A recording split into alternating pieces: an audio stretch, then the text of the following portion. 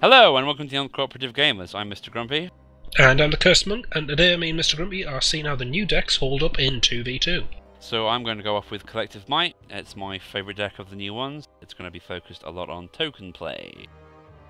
And I'm going to be taking on Sepulchral Strength, which also focuses on token play. And we are against... Come on, spin. Ancient Wilds. The focus is mostly on the endgame green deck, as usual. Traditional sort of green deck mode.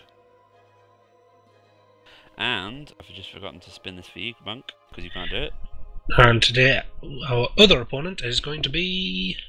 Well, it's come back down to Garrett, so... Back to Garrett, so double green end of game. This could be a good one. We have to try and finish them quickly.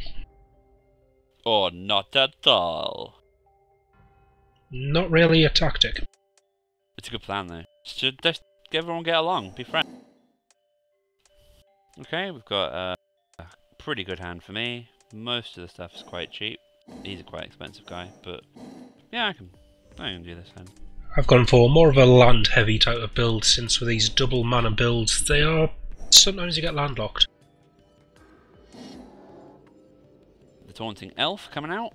It means if she attacks, everyone has to block the Taunting Elf. Very useful later. Not very helpful right now. I don't have any cards to play, so I'm going to go with the Evolving Winds, as is Monk. We both know that it's a good idea if you haven't got a 1-mana card, you might as well play the Evolving Winds for an extra turn, because you don't waste a turn trying to get mana. And it comes untapped, which means you can't use it on the turn it's summoned. Exactly. So now I have my forest card, I can actually play some of these cards. And it's probably the strongest use of Evolving Winds is in these bi-coloured and tri-coloured, which I don't think there are any tri-coloured decks in 2013. Very useful for choosing the type of mana you're lacking most. Gonna go off and start playing my token characters. Although I don't have anyone to token off of yet. I play one land and tap herself and tap another untapped creature to put a token down.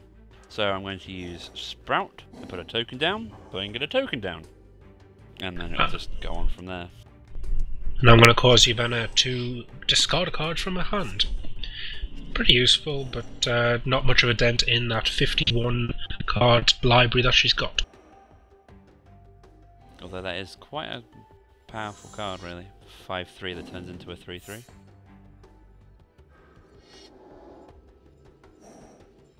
The Wild Heart Invoker.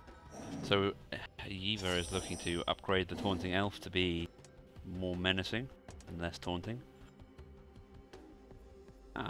Put this guy down. And then instantly tap him. I can get my 1/1 token.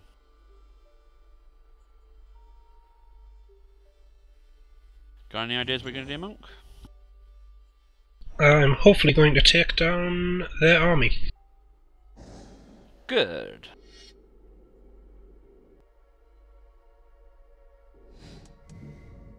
You've fallen for my trap card. So I'm going to use this card to add 2/2 to my rat, giving it just enough strength to take down that 4/3, as well as the -2/2 on a separate target, taking down that Taunting Elf before it can get powered up. Very nice. I have to say, out of the entire deck, that is probably one of my most favourite instant cards, probably on the game actually, a -2/2 and a +2/2. Yep, it really works well for traps, and yeah, I didn't just wander into them blindly.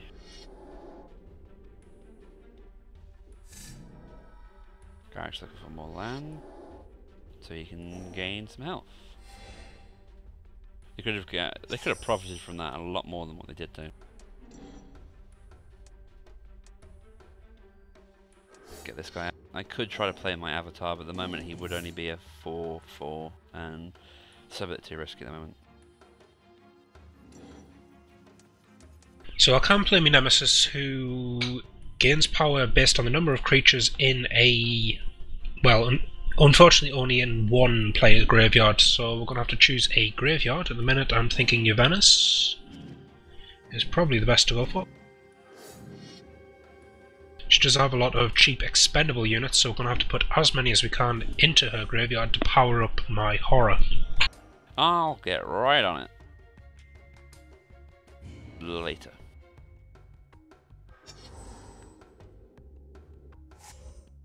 Fortunately, nothing's getting powered up by this ring. Until now. You just had to prove me wrong. Artifact having to damage them. These Stomp Howlers in the hands of the AI always break one of their own artifacts. Garrett with all the spells today. Used Prey Upon to make the target fight another target. And I can't really do much against that guy. Prey Upon is a pretty useful card. You can challenge air units to a duel with your most powerful ground unit. It basically just makes them fight one-on-one in a fair fight in the main phase, which is a pretty cool card actually. Yes, indeed.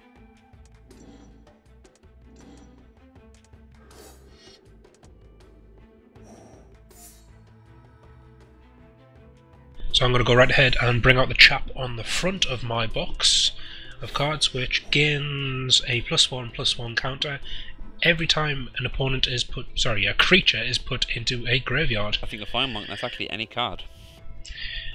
Even better. Even better. Now my avatar's up to 6/6 now, which is going to crush everybody except for this guy. My Death Touch friends don't. I'm not going anywhere near Death Touch, it's just crazy. But he's going to get more and more powerful, which means you're going to have to really watch out for a Death Toucher with high health.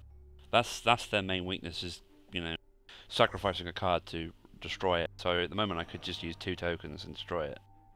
But it's worrying about, say, my 6/6.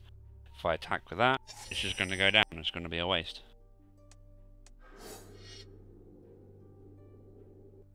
I've decided to go with 2 of those, have Monk. Going to double up on the power, just in case one of them gets kill card. Now, unfortunately, that Death Touch card also applies to me, since it has the reach symbol, allowing it a ground unit to attack air units. Yep, so we can't really do much. I mean, we could try to overpower them, but we will lose our strongest card, which will be my 7/7. Well, we're going to go right ahead and wait, and hopefully we can see some cards that help us push that off the table.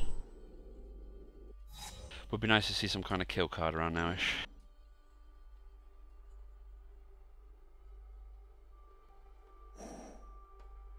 I quite like this Beermouth Sledge. Gives 2/2, lifelink and trample. So, guess who I'm going to give that to? Speaking of trample, your overrun card, your final card, incredibly useful when you've got a lot of tokens on the field, each one of them becoming a 4/4 with trample. Quite overwhelming. I need to keep tapping this spirit guy more. Yeah. And it's got an awesome picture. That's all that matters. I only bought this game because it's got awesome pictures. Yeah, I did like some of the creature art and spell art. Some of it's absolutely magnificent. Ah, this would be helpful.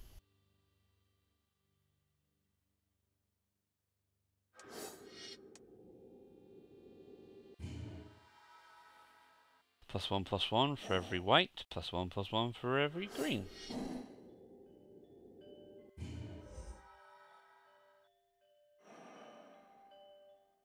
Looking pretty powerful over here. So at the moment the AI isn't going to attack because they're scared of the 9/9, and we're not going to be attacking because we're scared of the Death Touch. So we're going to hopefully... I mean, we can't sit here in fear of it all the time. Well, thankfully he has chosen to move the ring over to the Ambassador Oak and start powering that up, thinking that the 4/3 Death Touch has become strong enough. Fingers crossed we can take advantage of it.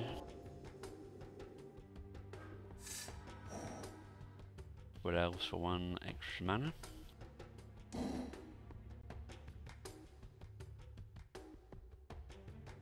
I like the new decks. It just refreshes the entire game. It means 5 new decks to play against, And I mean, at the minute we got what 60 odd cards to play through and 30 to unlock. Yep. Fresh new. I love fresh new decks. You get fresh new tactics. Maybe one deck before was dominating, and then the new decks flood in and destroy it. It's absolutely brilliant. I just hope there will be more and more and more decks. The one thing I am disappointed about, which I hope they somehow implement, is not being able to use older decks. Like, we're in 2013, and we can't use any of the 2012s. Now, I know they're trying to sell the new game and everything else, but it would be nice. There are some decks there that we really, really did enjoy, and still do. We still go back every so often, and it would be nice to just, try to play some of them again. Maybe just one or two of the decks come back. Just for a it'd be nice just to see them as maybe even a campaign if you can't play them. For example, Karn's deck and Nikol's deck, those are programmed but not playable. It'd be nice to have the retro campaign. You've got to try and beat Gideon and Garrick's original deck, etc. Yeah, I agree. The strong get stronger. Oh, dang. So I'm going to force Yavena to drop both of those cards, empowering my cards. Both of them an extra 2/2. Got rid of one of her shiny, and another overrun. You're taking all the turns over here.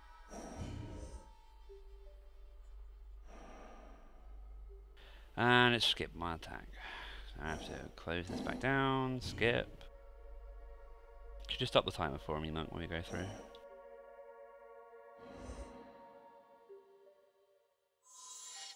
There we go.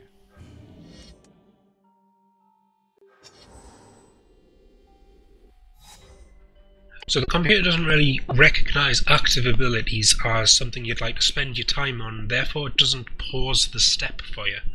It does like to just kind of rush straight through it, which often seems unfair that it has the reaction time to do it, and sometimes it just likes to skip straight over that vital step you need to win the game. Yeah, it's been a couple of times where that and manual tapping have...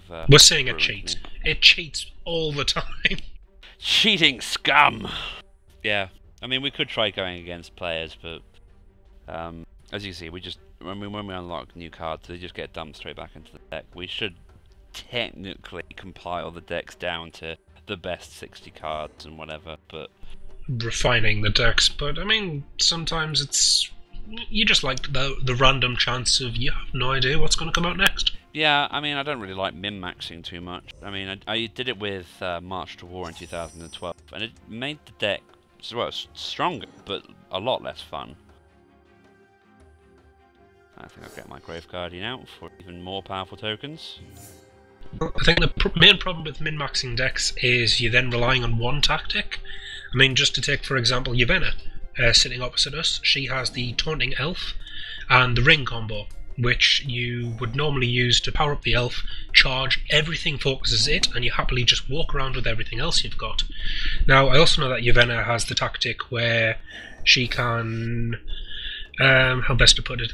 You put cards onto the field, and then you scare them back off with other cards. This allows you to put the card back onto the field and gain its passive ability. For example, the Wood Elves gains a Forest card when put on. You just keep abusing that system, essentially. Yeah. I'm starting to get rather annoyed with that Death Toucher. I might start sending some tokens their way, see what we can get rid of.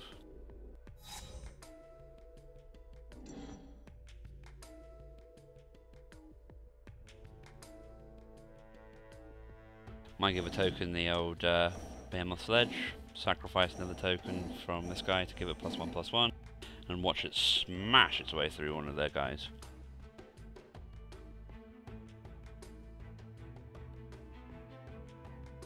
Because I don't like playing this passively normally. I'm not... No, we do seem to be rather stopped short by that Death Touch, which is getting that 6/6 stronger and stronger, which is going to just become another wall we have to push through. Yeah, it's just a turtle fest at the moment. On the plus side, Garrick is doing absolutely nothing.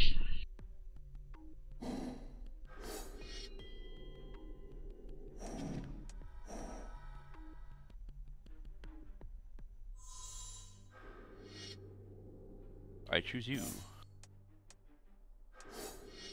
Now, if only there was a token I could just randomly sacrifice. Oh, look.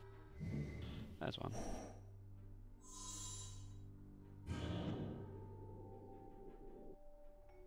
Now, my plan is to send in the 5/5, sucker him into blocking it with the 6/6, and then powering up one more time.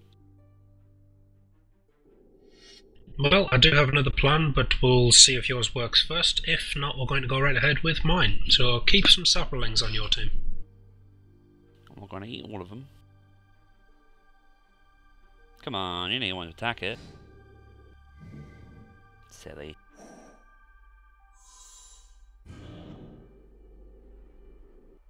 So the Grove Guardian 2012 players may recognise from the tree deck. He is an awesome card. Brilliant card with 2 activatable abilities. One of them summons the saplings that you saw Mr. Grumpy use. Another one sacrifices an individual sapling, giving all of the saplings a quick boost in power and toughness.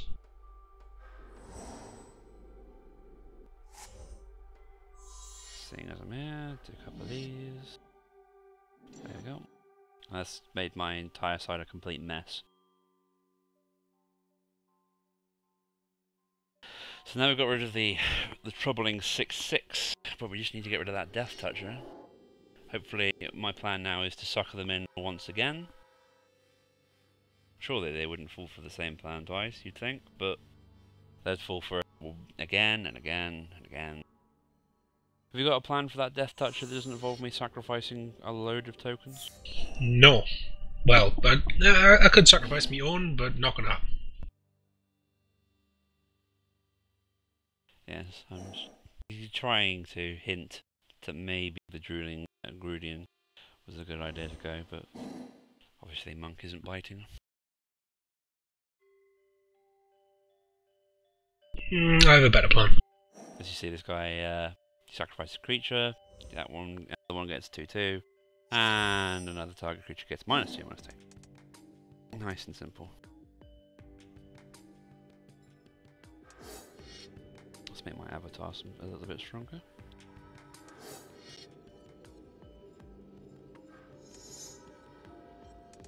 And we'll have that one.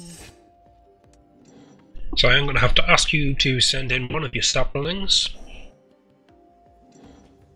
Anyone? I'll let you choose. I'll choose the one over there. Okay, I'll wait for it to come round.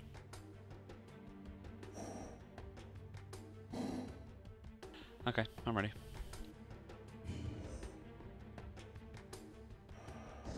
I believe in you, sapling. So we're going to pass it through to the blocking phase to see what happens.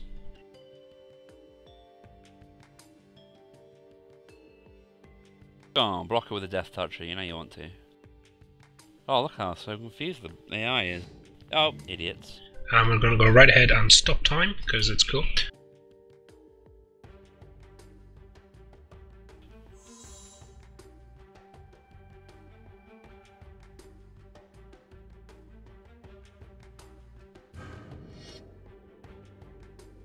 Could have killed one of them, but this is way cooler. Choose a creature to sacrifice.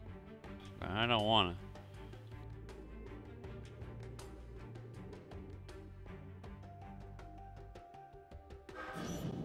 So there is a reason I didn't just target one of the enemy with a -2/2. Killing one of my own cards will kill 2 of their cards, which is pretty cool. And that's with this one, Grave Pact. Whenever another creature you control dies, each other player sacrifices a creature. At the same time, killing So, one of my cards. Killing off 2 creatures is much more useful than just killing off 1. Plus, it only cost half the mana. Plus, Eva was kind enough to sacrifice her Death Toucher, so I get to do 4 damage. And my cards get super powered. Yeah, so that was a pretty good turn. We've now got our 11/11 and 2 9/9s in play. Which can no longer be stopped since they no longer have reach. Good, good. If I can get my overrun down, I think I've got enough mana. Maybe. Then I'll just put overrun down and we'll just win. How's that sound? Just trample straight over them, destroy them. So we haven't seen much from Garrick. Garrick's normally quite a problem. Hasn't been playing, well, any impressive cards really. The Timbermore Lava is pretty cool, but he doesn't really have the land to make it too effective right now. No, I think Garrick spent a lot of his time either landlocked or just not picking out the right card. Usually you'd have something quite powerful by now. It's quite hard to get to this late game stage without something to worry about. Like, I don't know, one of these. Let's just fly straight over the top. Yeah, I'm just going to carry on. There's enough of my stuff here. It's going to get the overrun power up that this 9/9 can't stop all of us. And that'd be foolish to attack.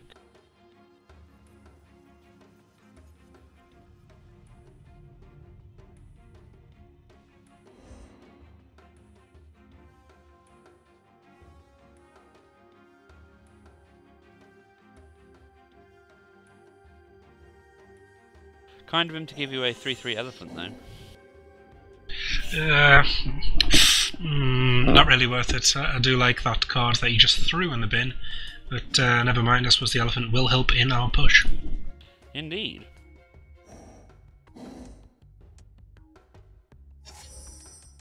Well, what do you know? It's time to play Overrun.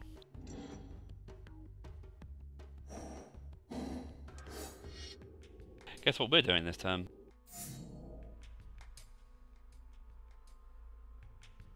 So that's giving +3/+3 to all of the cards on my side of the field, and giving them trample.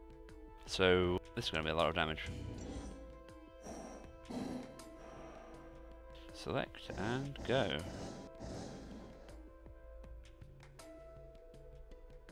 It doesn't want to do it. Come on. There you go. That's everybody. So in we go. Should be enough damage. If not, it's gonna do some serious damage.